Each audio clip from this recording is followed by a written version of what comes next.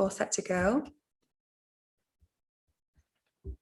Okay.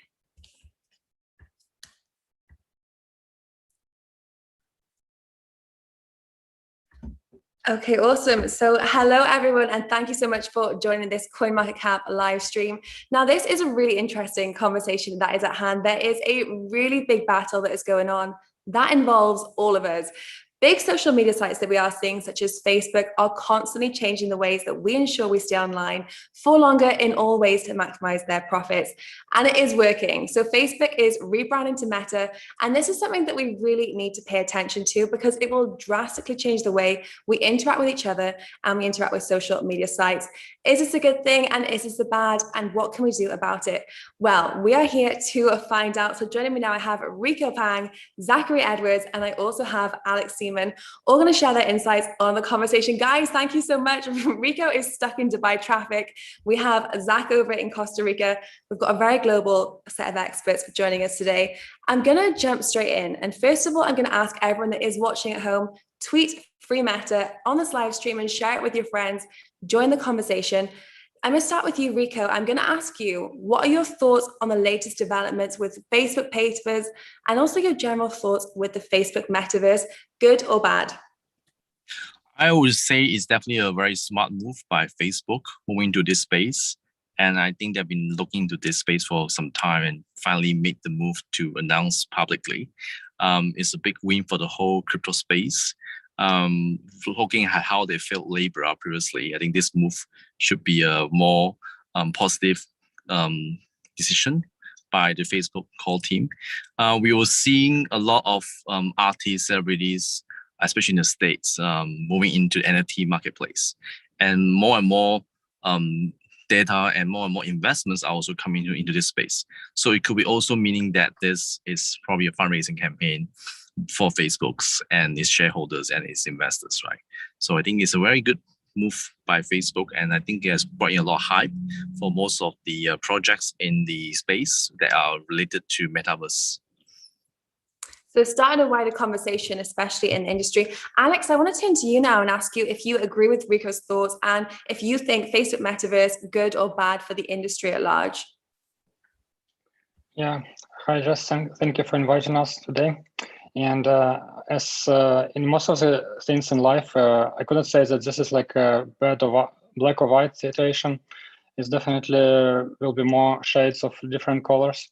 And from one side, I also agree that it would be helpful for the whole ecosystem. I mean, from crypto point of view as well, because Facebook is packaged with tons of money. So let them spend this on research and development and finding some nice user experience solutions. And we will be definitely looking at this and like doing like they did to previous startups when they either acquired them or copycated them. So why we cannot repeat their best solutions, right? So it's definitely very good, I believe. And I could even make some analogies to what happened to crypto trading in the past. Like from my experience is when such centralized exchanges like Coinbase or similar, they introduced a management of public-private keys on behalf of their users, so that it boosted mass adoption.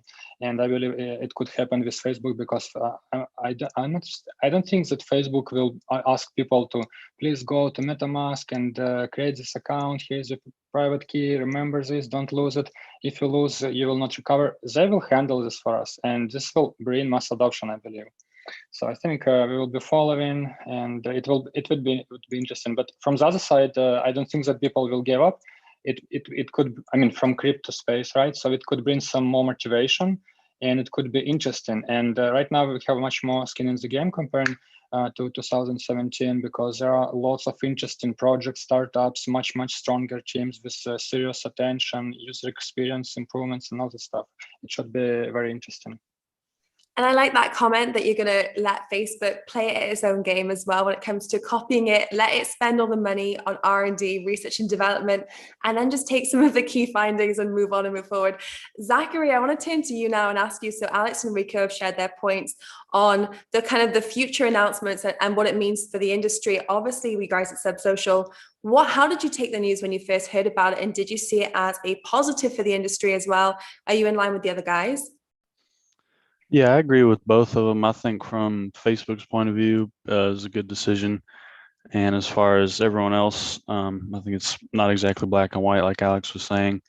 I think it's good and bad. Good in the sense that Facebook, they can spend a bunch of money on marketing development like that. Definitely raise awareness, sort of make the idea and the concept of a metaverse more mainstream. But as far as what the metaverse actually is, I don't think Facebook's metaverse will be open and decentralized and permissionless. So in terms of like the actual metaverse, I don't think it's a good thing, as it will be a big source of competition. And that brings on to the next point. Is Facebook actually, because we've all talked about how this is going to be impactful for the space, could this be negative for Facebook? Could this open up a window for people to compare Facebook to these decentralized alternative metaverse solutions that hold more appeal and a lot more capabilities and also have a lot more trust ensured? Facebook hasn't been known for being the most trustworthy company in the last few months. So is there actually an open opportunity there for a kind of war wound or vulnerability from Facebook? Rico, I'm going to turn to you first of all. I believe it's going to be interesting looking what they're going to do next and how they're going to launch the metaverse. We are too early to judge at this point in time, to be very frank. I'm predicting that Facebook could be acquiring quite a number of metaverse-related companies, and I wouldn't rule out that they might acquire some of the decentralized metaverse platforms to be part of their ecosystem.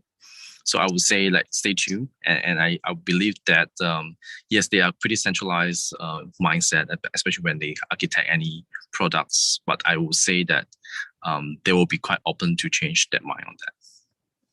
So just to touch on that a little bit more, because I think you've given us a little bit of something to kind of take away there. So you think that actually Facebook is not just looking at focusing internally, but actually stepping into maybe this decentralized realm and maybe acquiring a little bit more than we're giving them credit for?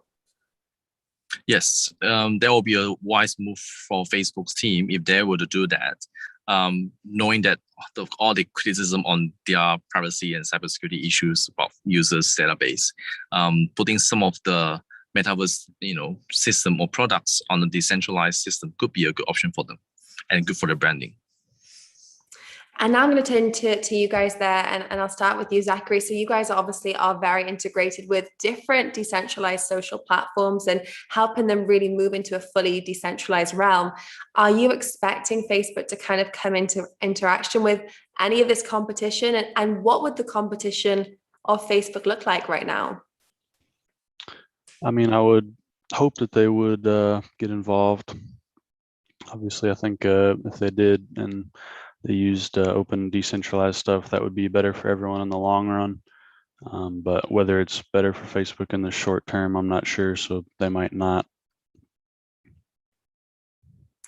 And Alex, what about you? Because mentioned like some of Rico's points there, he's kind of given the indication that it seems like Facebook is a little bit more open to decentralized business than maybe we kind of gave them credit for. Is that something that you found or you'd be surprised at? Or are you expecting there to still be this huge paradigm shift between the centralized and decentralized realm of metaverse? Yeah, for sure, we need to wait for some time, of course, to make some judgments. But what we can do now, if we just look back at what they did in the past, and usually, so for example, with their open graph API and everything, they usually could open like a lot of stuff, and people try to use it and build startups around it, raise millions of dollars for this. And then like a couple years after, Facebook like, we're giving you like too much features, power, and you can build competitors to us using our tools. So we need to reduce a little bit, available features to you.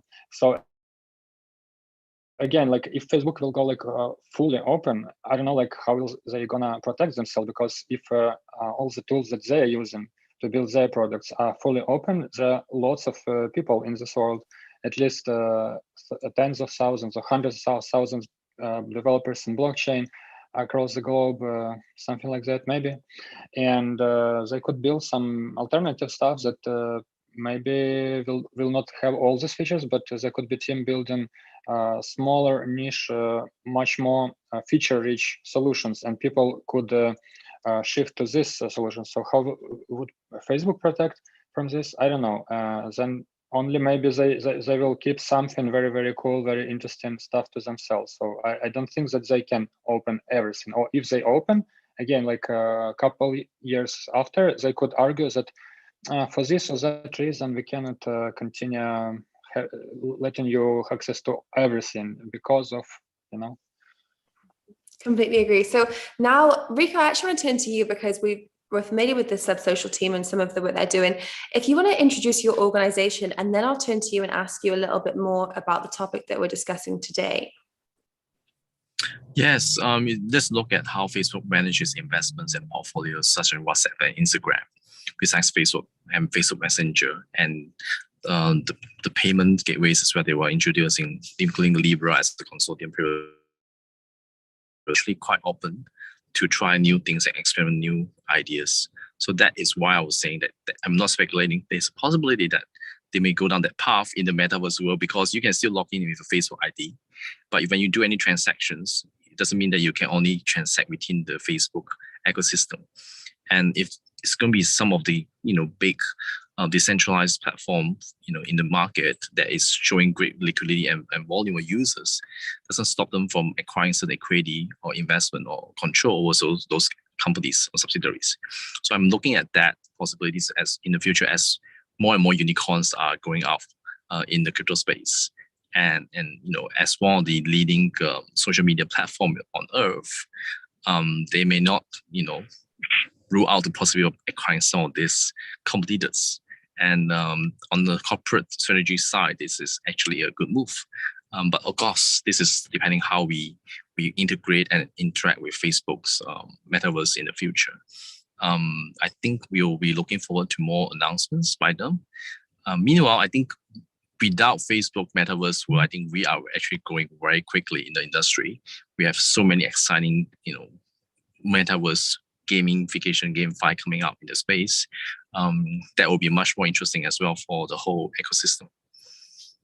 And I think one conversation at hand is for people that have just tuned into this live stream, that are just starting to watch now, but haven't really looked into these two separate realms. Why should this be a conversation for new users when it comes to why should they have to choose between one or the other? Can there be this cross-border between both? So Rico, I'll start with you.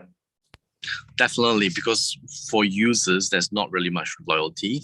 I believe for older generations like me, we were still using Facebook.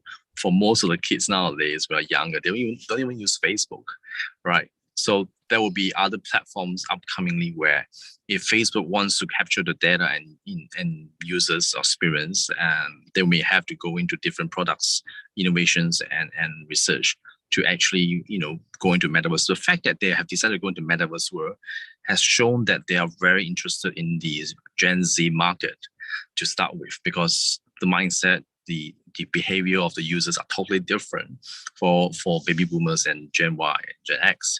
So I think that itself shows that they're moving towards that market segment, and their target audience are definitely going to a younger age. And it's true, actually, it is recorded that Facebook users are reducing in this age category, especially with the likes of TikTok and Instagram coming up. So they are looking to attract new users at quite a significant and rapid rate, obviously with rapid investment, as we know. Alex, if you'd like to introduce SubSocial now and add some context on the work that you're all doing, and then answer the same questions, Rico, when it comes to this competition. Yeah, sure. So SubSocial is an open decentralized protocol for creating social finance applications. So from one point, you can think that on SubSocial, there could be endless number of alternative social niche communities. So like this feature similar to Twitter, Reddit, Medium, even Quora, Q&A. But from the other side, such as we are on top of blockchain, and we can afford to have endless ways of monetization, like tipping, recurring subscriptions, pay-per-view, and it's just for beginning. And by integrating with, for example, smart contracts, people, community can introduce their own different ways to monetize. So that's why we call it social finance, right? So it's not pure, I call it faceless DeFi, as we have it today, faceless DeFi. And from the other side, we have Web 2.0 social platforms that are almost financial less in terms of decentralized finance, of course. But even if you look at Patreon or YouTube, they're introducing more and more monetization methods, but still they're introduced by their headquarters, and they could listen to community and introduce like every year one new feature. And I recently noticed on YouTube they introduced new feature like super like, something like that, or super thank you or something. But I mean, make some parallels with DeFi. With DeFi, people don't go to Vitalik Buterin and not asking Vitalik Buterin, please, can I implement this or that? And there is no queue to Vitalik Buterin door asking for permission, right? Maybe somebody can ask for advice, but still, people can introduce thousands of different, even smaller variations of DeFi. And that's why I see that we can bring this creativeness, endless creativity to social networking. That's why we built from the scratch our architecture that is built on top of fast upgradable blockchains. That is substrate framework from Parity, on which Polkadot and Kusama are built, and all the parachains that already connected to Kusama and right now happen in Polkadot. So yeah. So very, very equipped there when it comes to discussing different decentralized platforms and integration. So for you guys at SubSocial, then I do want to ask now, because I know we've talked about the pain points of Facebook and then some of the benefits of decentralization, but I do want to ask now, as a user, is there any disadvantages of using a decentralized social media platform compared to a social? I think it's something which isn't talked about a lot on these kind of cryptocurrency channels, but we do have to talk about the comparison here. So what would you guys say? Yeah, I would say that in general, as of today, lots of DeFi products, and our product is also, sorry, not DeFi, but a lot of DApp, decentralized apps, suffering from user experience barriers that comparing it to Web 2.0 doesn't exist there at all. Even if you look at MetaMask as of today, I think that it has the biggest user base, more than 1 million active users per month, something like that. And it doesn't even compare to, I don't know, like medium popular startup in Web 2.0 with 20 million of active users, 100 million of active users. Yeah. So of course, this is because of this user experience issues, but they are getting solved from, I would say, not year to year, but from half a year to half a year, because the cycles are much shorter than in past in Web 2.0. So I believe in bright future, but as of today, for example, if you lose your private key and on lots of dApps, you would not even be able to recover, because there are some solutions, if I'm not mistaken, in Argent and in Substrate, there are such modules called social recovery. So you can, in advance, you can make connections with a number of accounts, and then specify that, for example, 60% of them, or let's say 3 out of 5, if they say that this is your new account, then this is your new account.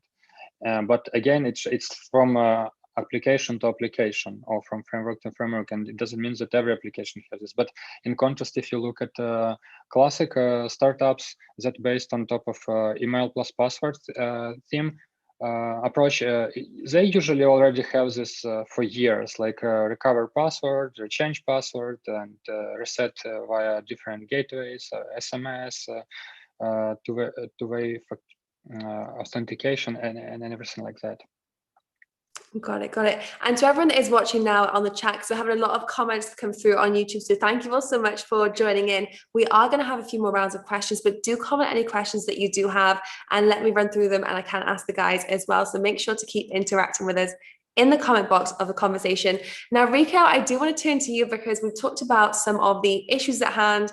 Now, for people that are watching, people like me and you that are using these platforms, and they start to get integrated, what can people do today to participate in this competition and move forward with potentially new decentralized platforms? I know you are working very closely with several NFT projects. For people that are looking to get involved in this new world, but just not really sure how to start, what advice would you give them? I would say start looking into NFTs and learn how to collect some of the NFTs, and is quite interesting for people to start investing in NFTs rather than just buying some crypto tokens or alternate coins nowadays. And obviously, the mainstream coins are still very popular. You need to get certain cryptocurrencies such as USDT or Bitcoin or Ethereum to start with. And then for other projects, you might want to buy some Binance Smart Chain tokens, BSB, Solana tokens, Matic tokens, so that you can start using to purchase certain NFTs. And looking at the trend now, the NFTs are so bullish, and there are so many even artists and people buying NFTs, collecting themselves. So NFTs are definitely the trend to go forward for many years. I would say look into some of the famous or sports related that they are interested in. On our hand, we invested into and incubating certain sports related projects such as eXports.io. That is a platform to empower athletes and support the underdogs athletes market. And there are so many other NFT platforms in the market. Most of them are looking into animated art and also gamification models where you can actually start minting your own NFTs. So I think there's a lot of readings can be done for newcomers in the space. Look into some of the latest, games and NFTs related platform, such as Axie Infinities, such as YGG and things like that. A lot of first player games are coming in as well, where a lot of weapons, skins, mods are going to be NFTs as well. So for the kids who love games, this is definitely an industry that you want to be part of. We are looking at so many young kids becoming millionaires as they start trading and collecting NFTs. So I think that will be something interesting for the parents to actually look into that as well. Say, hey, if my kids starting to look into NFTs, what is it about? How should I educate my kids so that they know they're buying the right sort of investment for the future? And that's an interesting point. And I'm going to turn to you guys now from SubSocial, is that we are seeing, especially in the comments now, I'm looking at everyone from YouTube, and a lot of people are already very familiar of crypto. So this bridge between how we're currently operating on social media and metaverses, whether it's Meta from Facebook or other realms. You mentioned sport there as a very good example of a bridge to this new world. So the big question I'm going to ask you all is, do you think Facebook is going to be that bridge, or do you think it's going to be something else? Alex and Zach, I'd like to start with you guys. Yeah, Zach, maybe I would like to start. Yeah, I'm not sure. I'm sure Facebook will do some stuff with NFTs. Like we've discussed before, it kind of depends on whether they will go the open and decentralized route or a centralized version. Because if they do the latter, they won't really have NFTs, so to speak, because NFT is basically digital property ownership, which you can't have true ownership if you're working in a permission centralized system. So I think NFTs will be more of inherent to decentralized open metaverse, but I do think that will be a fantastic on-ramp to get people involved in the metaverse. A lot of people, they say like they don't get NFTs, but as soon as they buy their first one, it suddenly clicks and they just start buying a ton of them because it's like true ownership and it's really cool. And especially once we start getting like games built, and you can really own items in games, which doesn't really exist right now. If you buy a skin in Fortnite, you can't sell it to someone else or take it to a different game. So it's like a whole paradigm shift, and I think there's going to be a really big explosion in that space. Okay, awesome. And now, Rico, you do have to head off. You're stuck in the Yeah, Dubai traffic and it has come I'm to an end. Thank you so much late for for my hopping on the appointment, call. but guys, thank you for having me today The and love decentralized to world of chat with you crypto. guys. Everyone's global. Thank you so much for tuning in, Thank you, guys. I'm guys. going to carry on holding You the call guys. with you too. No, if you stay for just for a second. Okay, so thank you, Rico. Great. Okay, and now just finally, just to kind of conclude everything we have spoke about. Can I add some to NFTs? Yes, Because of course.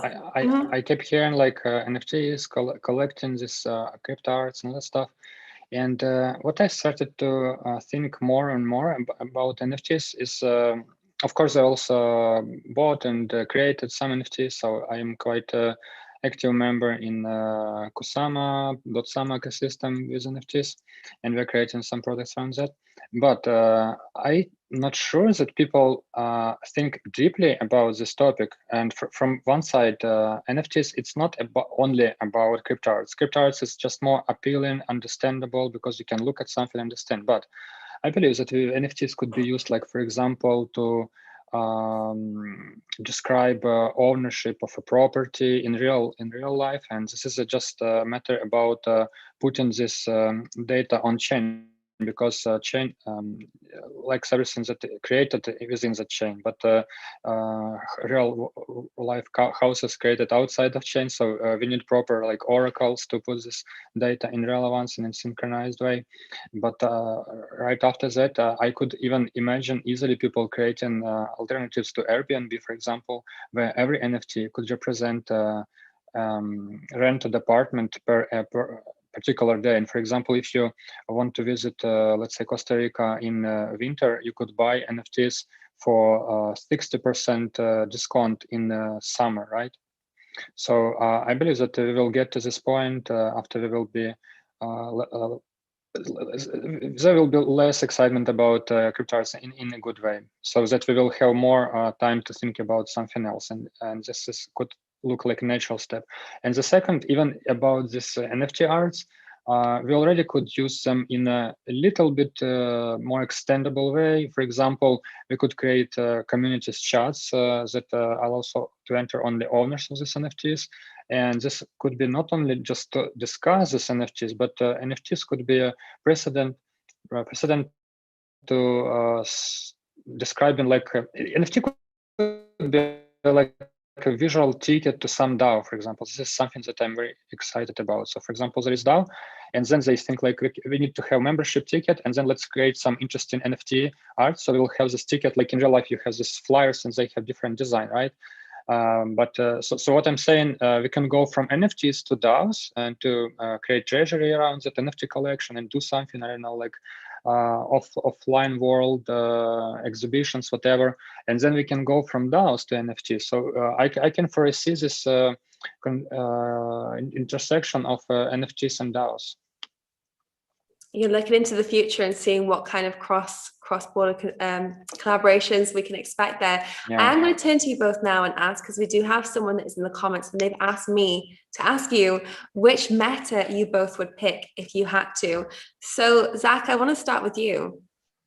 That's no contest, not the Facebook one.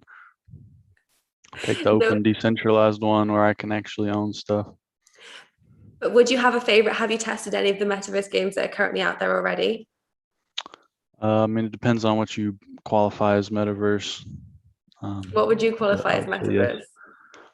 Yes. Anything that's where it basically involves NFTs, where you own digital stuff. Like for example, the Remark team, they're building on Kusama. They're basically making the most futuristic NFTs where the NFTs can own other NFTs. So you can have, they have these Canaria birds and they can equip items. And they're going to be working on doing some game stuff for that in the future. But I would say that's getting pretty close to metaverse level at this point, just because, you can equip items on these birds and stuff. So it's like multi-level ownership. Okay, interesting. And Alex, is your answer similar, or would you have another thing that you would say is kind of the closest point at the moment to where you expect us to be? So the question is where I expect us to be with Meta? No, so we did have someone in the comment that asked can you get them to ask what metaverse they would be using, which meta? And maybe we have something which is close at the moment when it comes to a play to earn game, which is kind of on that borderline that could be almost classed as a metaverse on the route. So which one would you pick right now? Yeah, I'm not sure about this question. I mean, Facebook Meta is not ready, as I understand, but we already have quite some metas on like Ethereum, Solana, and Dot-Sama. So I personally, I'm dreaming about cross-chain meta, like cross meta, you know, so that you can move easily NFT from one chain to another chain. Like, for example, right now, this is something that is already kind of happening on Ethereum. And for example, there are some projects, if I'm not mistaken, Archeon.io or Arteon, I'm not sure how to pronounce, but they're already showing NFTs from at least 3 blockchains like Ethereum, Polygon, and Phantom. Yeah, so it's already cross-chain NFT marketplace slash explorer. So this is very interesting. And then in future, of course, we can see NFTs from other architectures, like not just Ethereum, like Solana, for example, Near, whatever supports NFTs. So this could be very, very interesting. And plus, another thing, as Zach already mentioned, for example, there are a lot of talks that you could buy some T-shirt or I don't know tool in Metaverse and as NFT, and people dream about bringing this to different games. But then we should see these collaborations between games, and I'm not sure that they already exist, but they could exist. And for example, if you're looking again in the community-driven projects, we could see more collaborations like this, because this project could be interested to collaborate with each other, because in this way they would make them more powerful and interesting, appealing to end user, comparing to Facebook, for example. So cross-chain. Got it. Cross-chain is needed. So guys, as a final note to anyone that is watching now, is there a final note for users on what they can do just to really ensure if they do want to take action when selecting their future meta, when everything is live?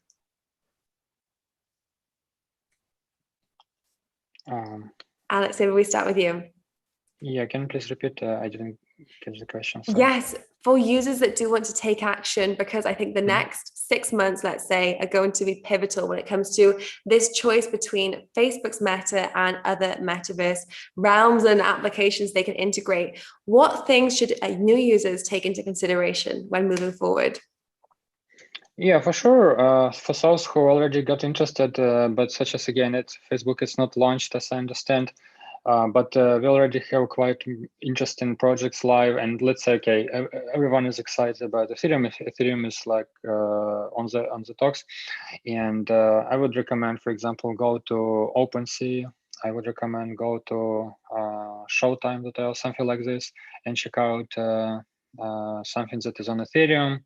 And then, of course, you could go to rmrk.app. This is NFT marketplace / protocol in Kusama, so that you can get familiar with what is NFTs. And of course, you could visit a very interesting resource called Alexandria on CoinMarketCap. There are tons of tutorials. I also read some of them, and there are explanations of what is NFT, so you can read about different features. But again, I usually prefer when I'm learning something, the best is try and use it, understand that you don't understand nothing, then try to read something, then go back and again try to use it, and then read once more, then watch some tutorials, I don't know, go to step-by-step guides on YouTube, and then like suddenly after 1 month you think like, oh my god, I understand it. So yeah, just go use it, read about it, and then go use it again. I completely agree. You do have to test this out in real world and see how you feel it with the emotions as well. It's the same with kind of getting into crypto, getting into NFTs, and eventually this new way that we use social media sites. Guys, thank you so much for joining us today. And thank you all so much for watching on the live stream. This has been CoinMarketCap. If you are a fan of the channel, make sure to subscribe. And if you do have any questions, you can ask Alex in the description box below, as Alex has mentioned. Thank you so much for tuning in. And guys, thank you for watching. Yeah, thank you for inviting us.